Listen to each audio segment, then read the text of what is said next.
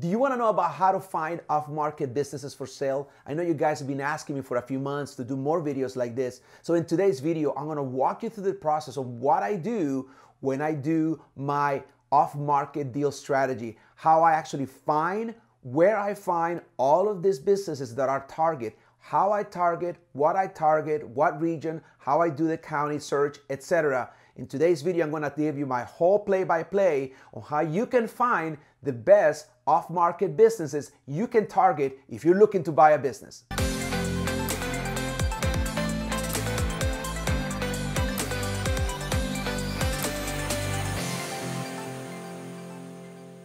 Hey everybody, welcome to my channel. I am your host, Leo Landaverde, business broker and commercial lender, helping you buy and scale a profitable business. If you are a small business owner looking to diversify and increase your wealth by buying a profitable business, or a W-2 executive or high-paid employee sick and tired of the rat race, wanting to buy a profitable business as a way to leave the rat race behind, then you're in the right place. Please subscribe to my channel and don't forget to hit the bell and you'll be notified every Thursday when new videos come out. All right, let's do this. Okay, so what we're gonna go over today is my most successful strategy to date for picking up listings, engagements with sellers wanting to sell their businesses through me as a business broker and M&A advisor. I have had used other strategies that have also worked, but none better than mail campaigns.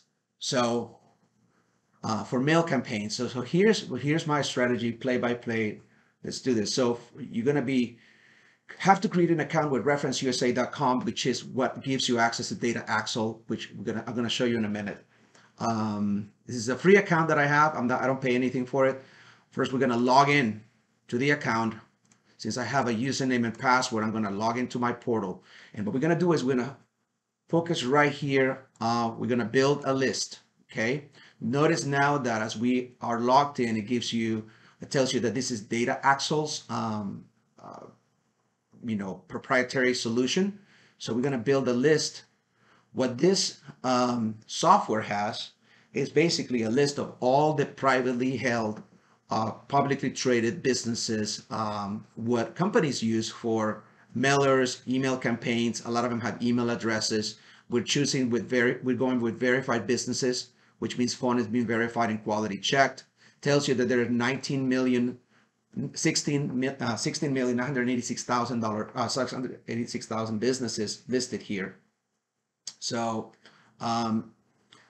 we're not going to use every category that there is here, but we're going to be focusing mostly, and what I use is we're going to use the executives tab, because a specific type of person I'm looking for decision makers and owners of the businesses.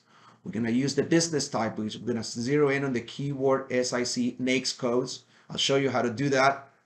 We're also going to zero in on a geography. I'm going to run a sample search for a specific type of trade that I'm looking for, just to give you an idea how you're going to be able to do that. We're also going to zero in on the sales volume. I think that's about it. So let's begin. So usually I usually choose a chairman, a chief executive officer. I usually want to talk to owner, partner, president, principal.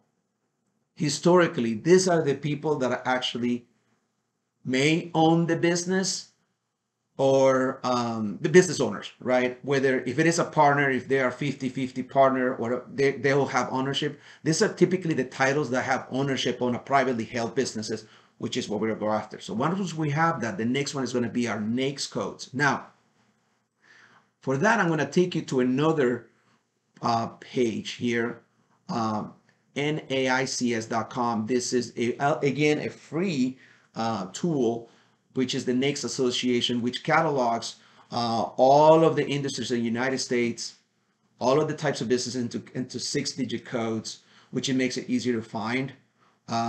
So, for instance, right, I have plumbing in front of me. I'm gonna get back to that. But say you wanted to look for carpet cleaning.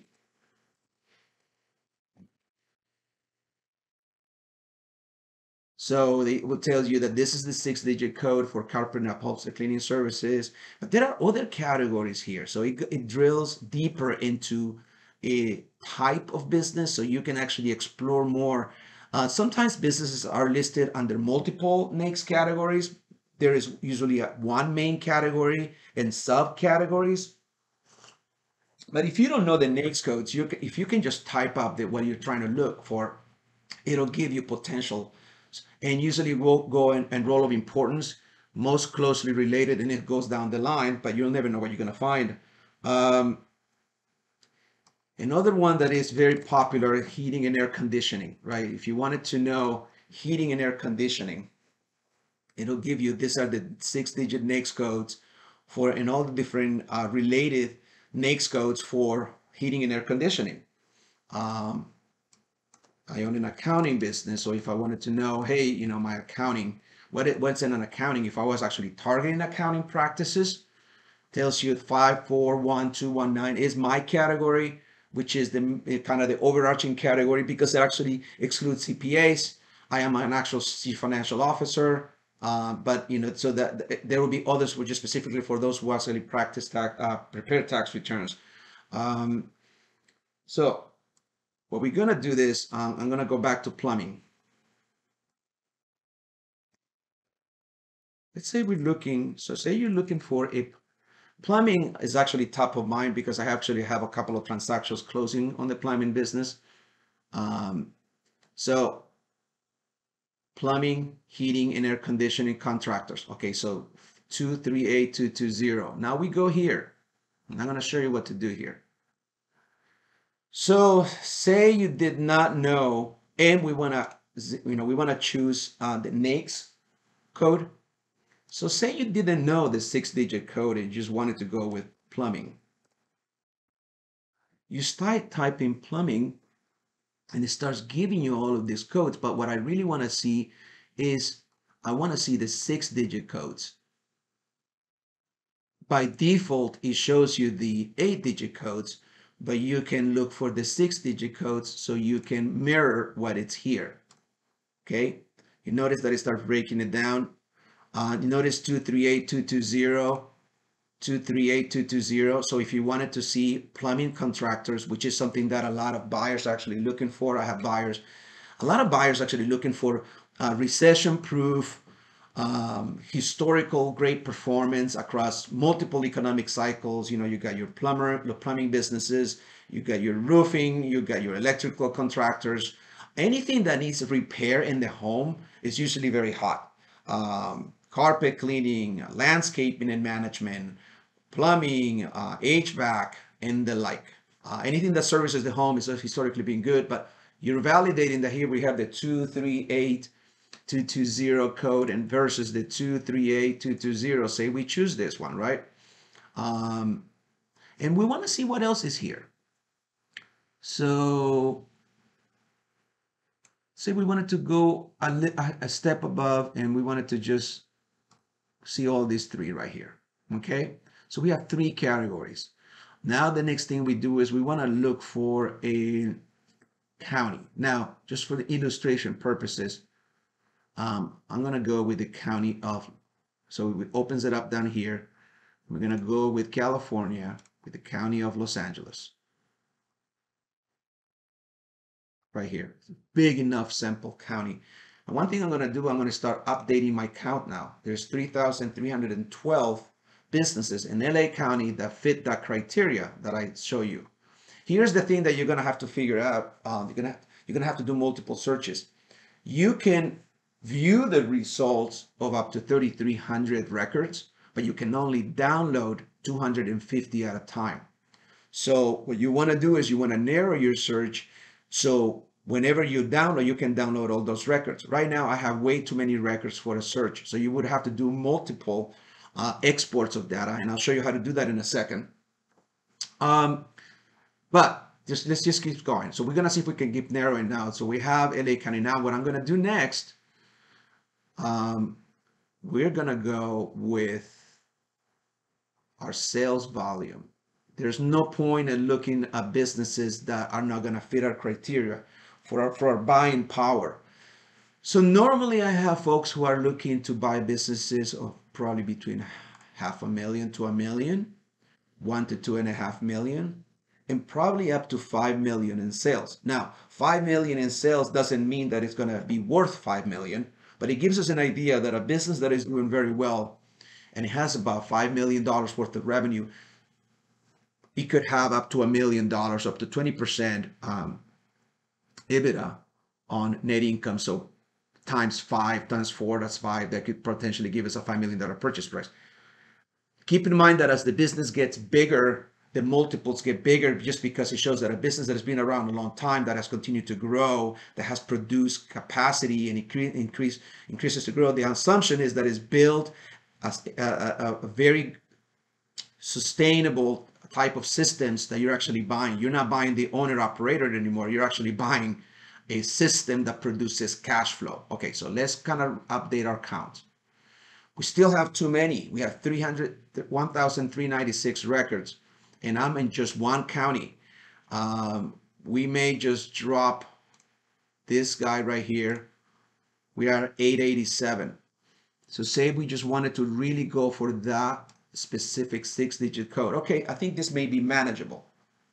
Okay, so we are now have 887. So let's review our search before we look at it. We are targeting anybody whose role, public record role, is chairman, chief executive officer, owner, partner, president, principal, specific with a 6-digit code for plumbing 23820, which is selected here. We're actually looking at just one county, the county of Los Angeles. We are targeting businesses that are between $500,000 to $5 million in revenue. Now we're going to view the results. It's saying here that is 91 of those records have email addresses, more info. So then you can start really perusing through this. And you don't have to download them all, but you can only download up to 250 at a time. So if you wanted to see, for instance, now we're looking at LA. Some of them are going to be not a perfect fit because sometimes businesses are misclassified. They don't have the actual 6-digit code NAICS classification, which, by the way, here's something. If you were looking at a business to buy and you have signed the NDA and got a chance to look at the business tax returns, say is an 1120S, subchapter S corporation, usually the 6-digit code is listed on the first page of the federal return, and you can cross-reference that. That's another way of looking at somebody's business's 6-digit NAICS code. So I wanted to look at AP, and you can see the information that is here. A&P, plumbing and heating, Bellflower, metro area is LA, Long Beach. It tells you just the information. It tells you about the SIC code. It tells you about the different NAICS codes. The primary is the one we're looking at, but there are other subcategories. It tells you about the location, sales volume, single location, private type of business. Are you stuck and trying to figure out how to buy a business? Exactly how to do this play by play? What comes first? What comes next? If you need help in your unique situation, I want to guide you the right way. Please comment on this video and reach out to me or send me an email. My email address is at the description section of this video, and let's connect. I want to help you in your journey to buying a business. Tells you their hours of operation, the square footage of the facility that they're in. It tells you that they don't work from home. They actually have a business. It's been in business since 1973. That is big. The longer a business has been around, the chances are that will continue on. Something like this has been around for now basically 50 years. We got a business that's been around for 50 years. What are the chances it's going to be around for another 10 years? Very high, very likely. And if you know from what I always talk about is you want stability and risk mitigation. The longer the business has been around, the better it is, the less risk. So we're going to go back. Okay, we'll go back to our list. We can look at another business. Let's see, there is a business, a Apache Plumbing. Let's look at this A1 Apache. When I see A1 or AAA or AA, it's reminiscent of the good old days of the yellow pages. So if you wanted to be in the yellow pages and you wanted to show up on top, you basically would start with A something, A1, AAA, just so you can show up first. So my guess is this business has been around for a long time. Let's see. Since 1919. This doesn't mean that this business is for sale. It just means that it's been around for a long time. Probably it's been passed on from generation to generation. I love these types of businesses. Recession proof, what some others would argue a boring business. It's not sexy. It's not, software as a service or technology or crypto or whatever. It's just a solid, boring business that, it's been around for over 100 years. And let's see, they're based in Long Beach and Montebello, 610,000 in revenue. So it's I don't want to jump to any conclusions of what I would suspect this business has in net income, but say they had 15% net income, seller discretionary earnings. So let's go 0.15. So this is a business with the owner and a couple of people that is been generating $91,500, maybe even $100,000 of income for the owner operator. Okay, so that's why it's here. Okay, so far so good. We're gonna go back to our search. So you notice that the warning here, 250 downloads prints per search. So the more narrow that you go, the easier it's going to be to download all of the ones on the list. What's frustrating is that you have to go through this and you can only select a few, do the same search, come back and download it to 250, but you have to be careful that those 250 are different than the other 250, and then put the letters, merge the two spreadsheets together and eliminate duplicates. It takes a little bit of work, but guess what? It's free. You're not paying for this. You're just you're using your time. Basically, the only thing that is costing you is your time, but I think this is very, very helpful. So how do we go to the next? So we click on the gear and we go to the next page. And then we can go to the next page. How many pages are there? 36 pages. So let me see what else shows a heat map. I don't really often use this feature, but I want to see what it does. Okay. So it tells you sort of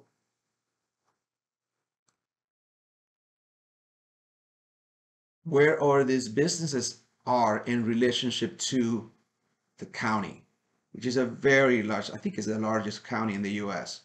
But you get an idea of the power of searches. So normally what I do is I save the search once I download it.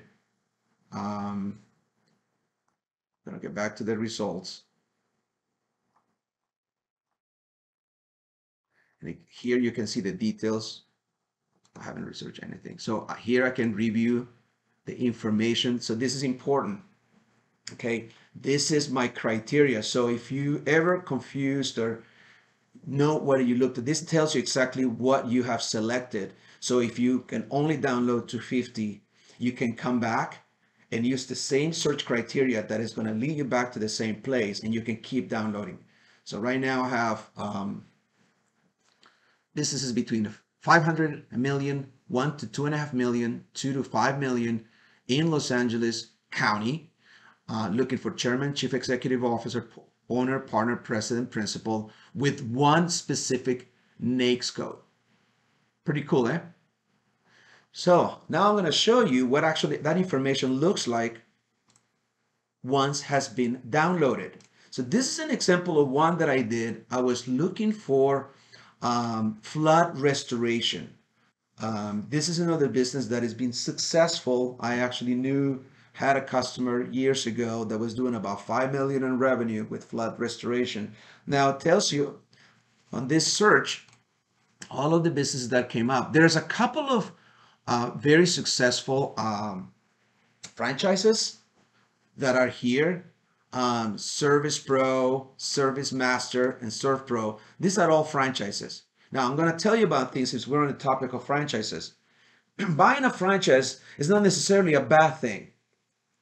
And I can tell you that I have owned franchises versus non-franchise businesses. If you're the kind of person that really likes to be creative and rock the boat and push the boundaries and don't like to be highly regulated by the franchisor or having somebody tell you what to do as far as marketing or how you should run your business, probably a franchise would not be good for you. But if you are the one who is saying, hey, look, I may not, I know how, I'm an operator, but I don't know how to quite market my business. What I'm looking for basically a standard operating procedure book. I don't want to have to reinvent the wheel. And then a franchise is good for you. Here's a case in point. I have a buyer who is about to close on a non-medical in-home care franchise that is doing about $2 million, over $2 million in revenue, that is bottom lining about 20% seller discretionary earnings. You do the math. So a franchise is not bad. You just need to know, the good, the bad, and the ugly. And when you're buying a franchise, you should know that the franchisor has the first right of refusal. So if the seller wants to sell, they have to first seek permission from the franchisor in order to sell to you if you are the buyer. So that kind of gives you an idea of what to do and what to look for. And if you wanted to revise your search, you can revise your search and you can go back here and tweak a few things. Say you didn't want to see partners, so when you come back here and you just click on partner. Partner is no longer there. You're going to update the count. We have 884, which means that 3 fell out. Didn't change much, but these are the 5 that you should be looking at. For the sake of time, let's look at another one. All right. I want to give you another search. So let's see what else.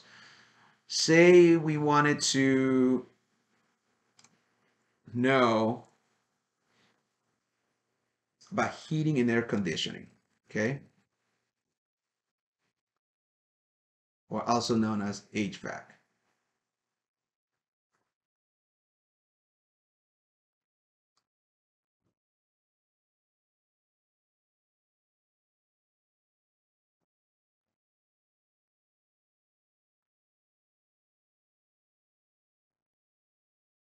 Okay, let's go see.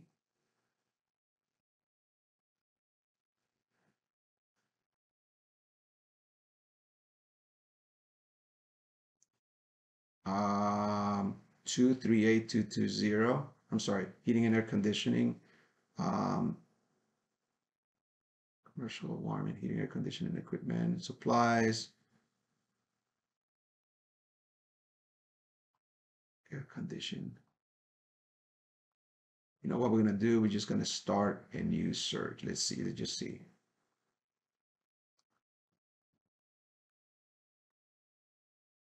Here we go. Air conditioning and heating. All right. So air conditioning, heating, service, repair. Let's just go with what shows up. We're going to get rid of our plumbing. We're going to do, and then let's just see duct systems, air conditioning.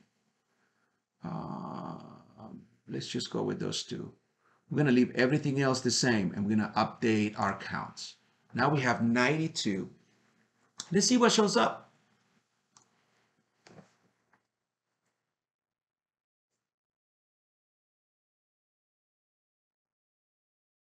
Santa Clarita. Okay, let's look at A1 Ocean Breeze.